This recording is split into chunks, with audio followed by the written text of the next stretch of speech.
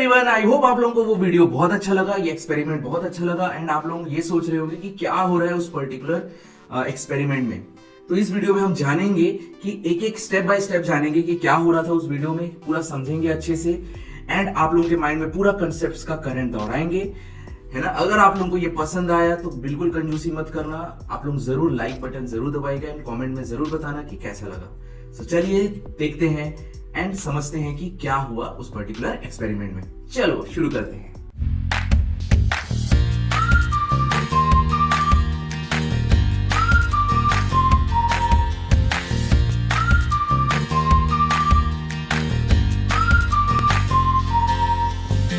चलो देखते हैं कि क्या हो रहा था उस पर्टिकुलर एक्सपेरिमेंट में। ऐसा क्यों हो रहा था कि इतना बड़ा सा हैवी सा बाल्टी, उतना भी बड़ा नहीं था बट मैच स्टिक के लिए तो बहुत भारी था, तो मैच स्टिक कैसे बैलेंस कर लिया उसको।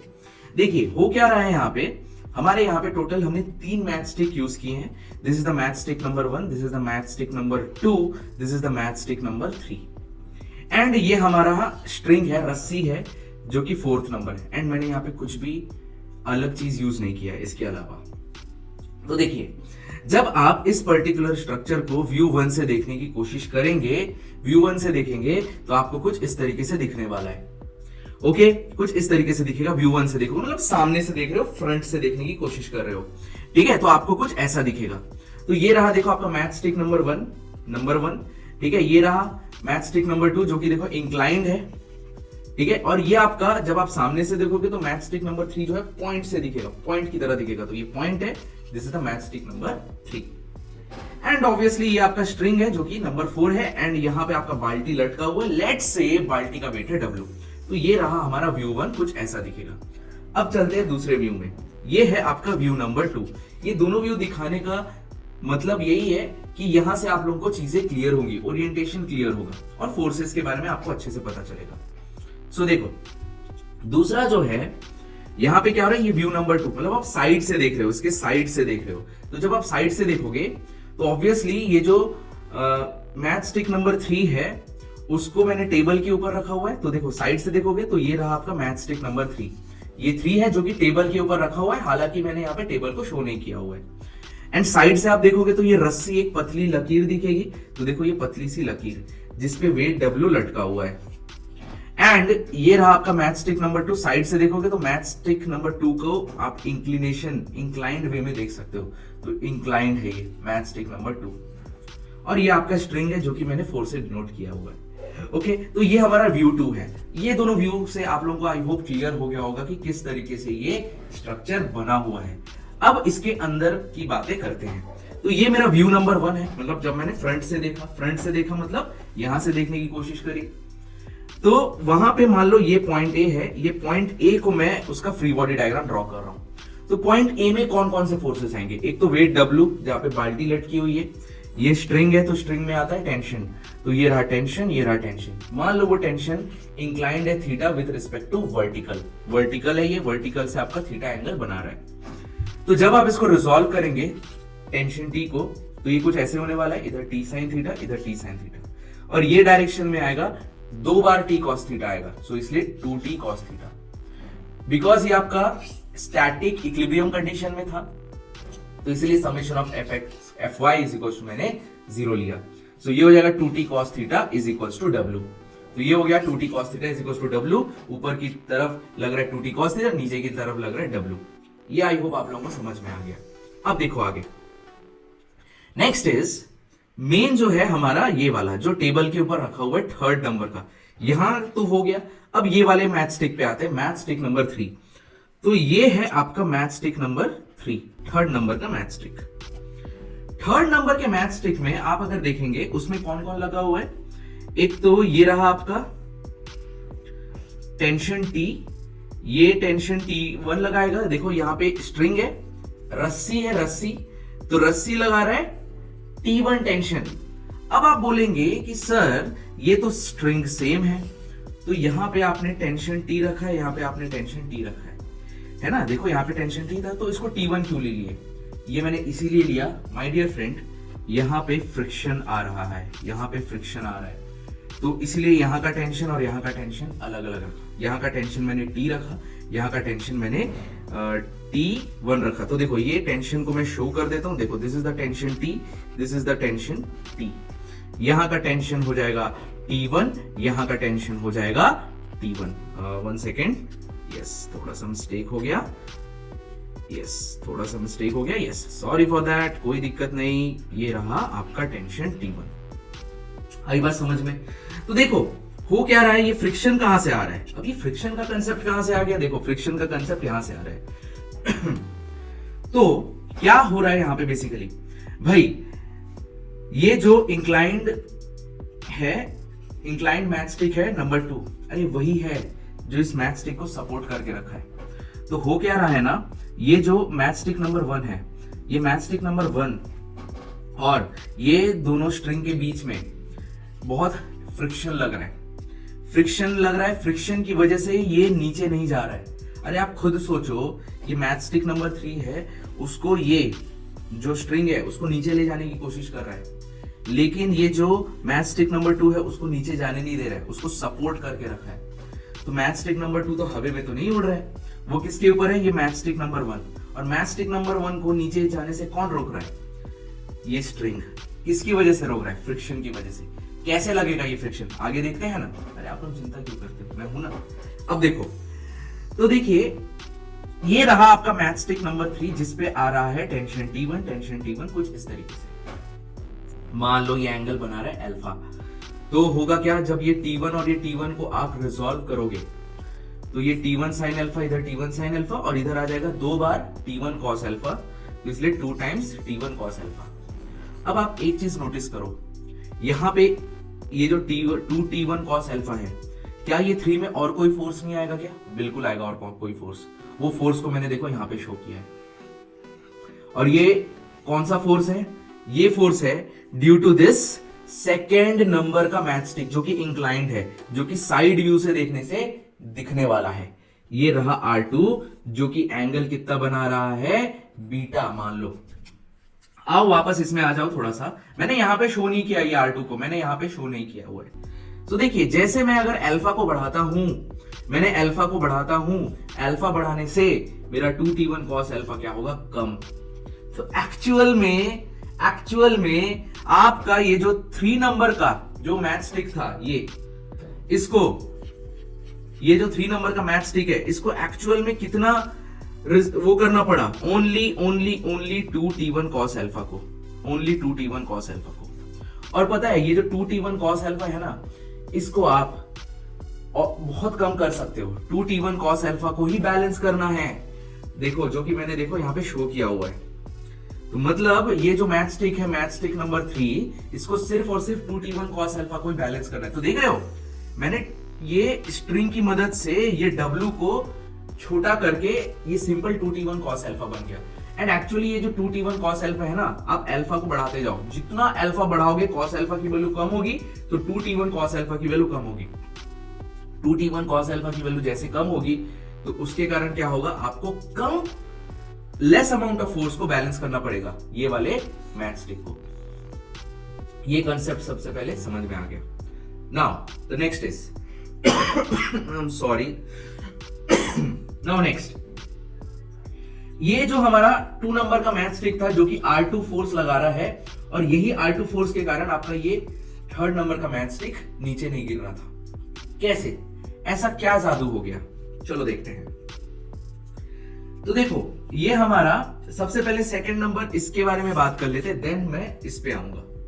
तो देखो, तो ये रहा टेबल, ये रहा आपका मैच स्टिक नंबर 3 है ना, जो टेबल के ऊपर रखा हुआ है ब्लैक कलर का। और इसको कितना बैलेंस करना पड़ेगा? Only 2T1 cos alpha. अभी मैंने प्रूफ किया। और अल्फा मैंने ये बोला, अल्फा को आप जितना बढ़ाते जाओगे उतना ही आपका cos अल्फा कम होगा, 2T1 cos अल्फा उतना कम होते जाएगा। तो हेंस ये रहा 2T1 cos अल्फा। तो ये 2T1 cos अल्फा जो है, अब देखो ये जो मैच स्टिक है ना, ये यहाँ पे बेसिकली कुछ एक रोलर सपोर्ट की तरह एक्ट करेगा, कुछ अमाउंट ऑफ कुछ रोलर सपोर्ट की तरह एक्ट करेगा। डेफिनेटली यहाँ पे भी कुछ ना कुछ फ्रिक्शन होगा। यहाँ पे अगर फ्रिक्शन 0 हो गया ना ये वाले पार्ट पे, तो ये नीचे गिर जाएगा, ये बैलेंस नहीं रहेगा। तो डेफिनेटली ये मैच स्टिक और ये टेबल के बीच में भी कुछ ना कुछ फ्रिक्शन होना पड़ेगा। तो ये मान लो पॉइंट है, रोलर सपोर्ट की तरह एक्ट कर रहा है। देखो ये आपका टेबल है और ये टेबल के ऊपर मैच स्टिक कुछ ऐसा है बैलेंस। तो ये 2t1 cos अल्फा, तो मैं अगर मोमेंट अबाउट p लेता हूं इक्वल टू 0, क्योंकि ये स्टैटिक इक्विलिब्रियम कंडीशन में है, तो ये क्या होने वाला है, 2t1 cos अल्फा का परपेंडिकुलर डिस्टेंस है pq, तो ये रहा pq।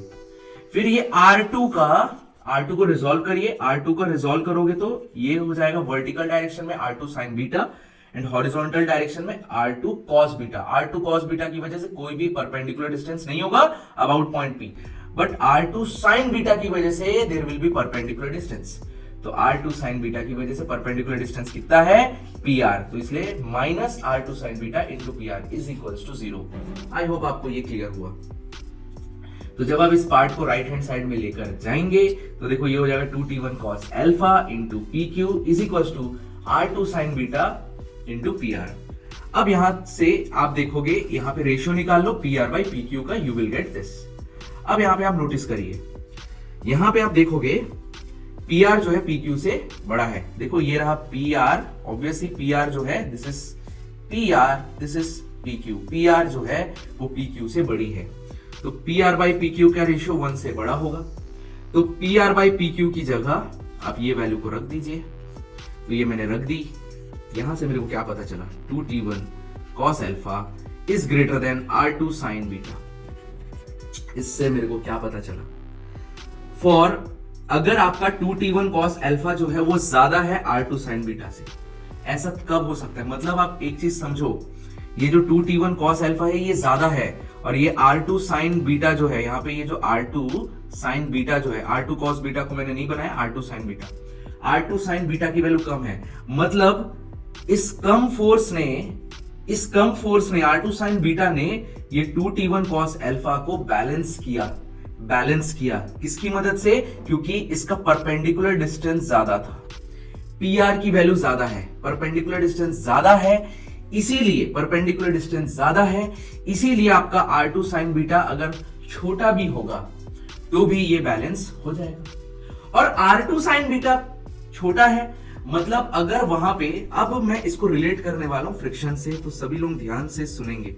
मतलब मेरे को R2 sin बीटा कम होने से भी मेरे को कोई फर्क नहीं पड़ने वाला। यहाँ पे जो फोर्स है, यहाँ पे जो फोर्स लग रहा है वो फोर्स कम भी होगा चलेगा, क्योंकि यहाँ पे आपका PR की वैल्यू ज्यादा है, मूवमेंट उसको बैलेंस कर लेगा। अब देखो यहाँ पे बेसिकली क्या हो रहा था, ये है हमारा सपोर्ट, ये है हमारा मैच स्टिक नंबर 1 जो कि आर्मी की तरह दृढ़ होके वहां पे ब्रिज बना के खड़ा है, जो पूरे स्ट्रक्चर को, पूरे बाल्टी को यही सपोर्ट कर रहा है। असली खिलाड़ी यही है, बाकी तो सब दिखावे हैं।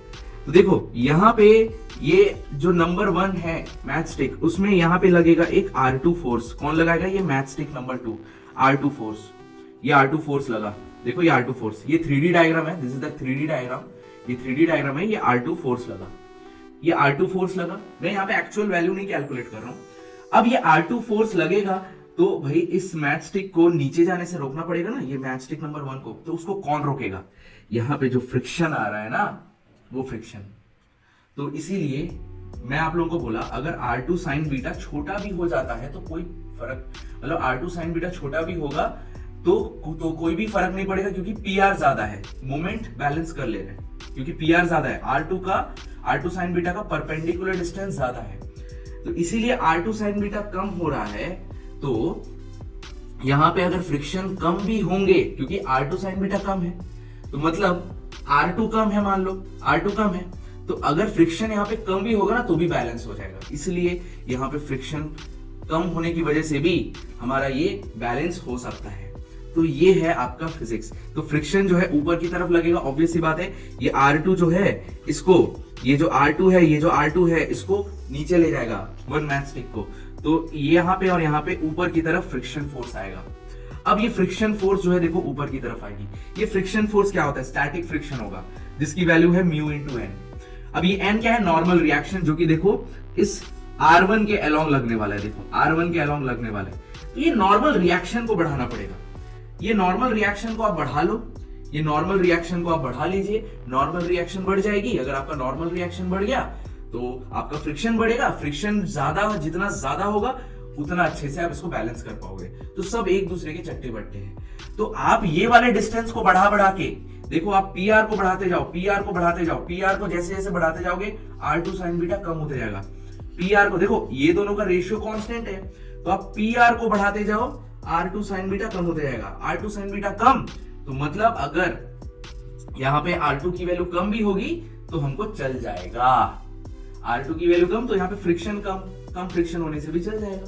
और फ्रिक्शन R2 के ऊपर कैसे डिपेंड करता है, अगर मैं इसका साइड व्यू से देख के ये वाला बनाऊं, देखो ये मैच स्टिक नंबर 1 है, ये मैच स्टिक नंबर 1। आप इसको इधर से देखने की कोशिश करो, ये मैच स्टिक को जब आप इधर से देखोगे, ये मैच स्टिक नंबर 1 बनाया है, ये R2 इंक्लाइंड बना रहा है, R2 जो है इंक्लाइंड है, मान लो गामा एंगल से इंक्लाइंड है, तो देखो ऊपर की डायरेक्शन में दो फ्रिक्शन फोर्स आएंगे, तो देखो F लिखा है मैंने, और नीचे की तरफ में आएगा R2 cos गामा, तो R2 cos gamma is equal to 2F। तो देखो यहाँ पे आप फ्रिक्शन फोर्स R2 को बढ़ाओ, फ्रिक्शन फोर्स भी आपका डेफिनेटली बढ़ेगा। तो हमको बेसिकली यहाँ पे फ्रिक्शन को आप बढ़ा के काम करो। तो यहाँ पे आप जितना फ्रिक्शन बढ़ाओगे उतना अच्छा है आपके लिए। दूसरा, आप ये डिस्टेंस को जितना बढ़ाओगे उतना R2 जो है, मतलब R2 जो है उतना कम होगा। मतलब ये डिस्टेंस जितना बढ़ाओगे उतना ही कम फोर्स इसमें लगने वाला है। याद रखना, ये PR डिस्टेंस आप जितना बढ़ाओगे उतना कम फोर्स ये जो इंक्लाइंड वाला मैच स्टिक था उसमें लगाना पड़ेगा। और अगर कम फोर्स उसमें लगाना पड़ा तो कम फोर्स से काम चल जाएगा, तो कम फ्रिक्शन से भी काम चल जाएगा। लेकिन हम कोशिश करेंगे कि ज्यादा से ज्यादा फ्रिक्शन रखें ताकि हमारा सेफ रहे। तो इस तरीके से हमने पूरा बैलेंस किया। तो इन शॉर्ट अगर मैं बोलूं, यहां पे हमने स्ट्रिंग टांगा, स्ट्रिंग को मैंने यहां पे टांगा जिसमें T1 टेंशन लग रहा था, ठीक है, T1 टेंशन लग रहा था। देखो तो 2T1 cos अल्फा हो रहा था, उसको किसने बैलेंस किया, ये सेकंड नंबर के मैच स्टिक ने। आई होप आप लोगों को ये अच्छे से समझ में आया। इसको फिर से देखिए वीडियो को बहुत अच्छे से। कुछ भी डाउट हो आप लोग मेरे कमेंट सेक्शन में पूछ सकते हो। सो आई होप आप लोगों को ये बहुत अच्छे से क्रिस्टल क्लियर हुआ। एंड अगर आप लोगों को कुछ भी डाउट है, कुछ भी दिक्कत हो, आप लोग डेफिनेटली मेरे से पूछ सकते हो कमेंट सेक्शन में। Thank you for watching. इस वीडियो को लाइक जरूर करिएगा एंड सभी के साथ शेयर करिए एंड कमेंट्स बॉक्स में जरूर बताना कि कैसा लगा है।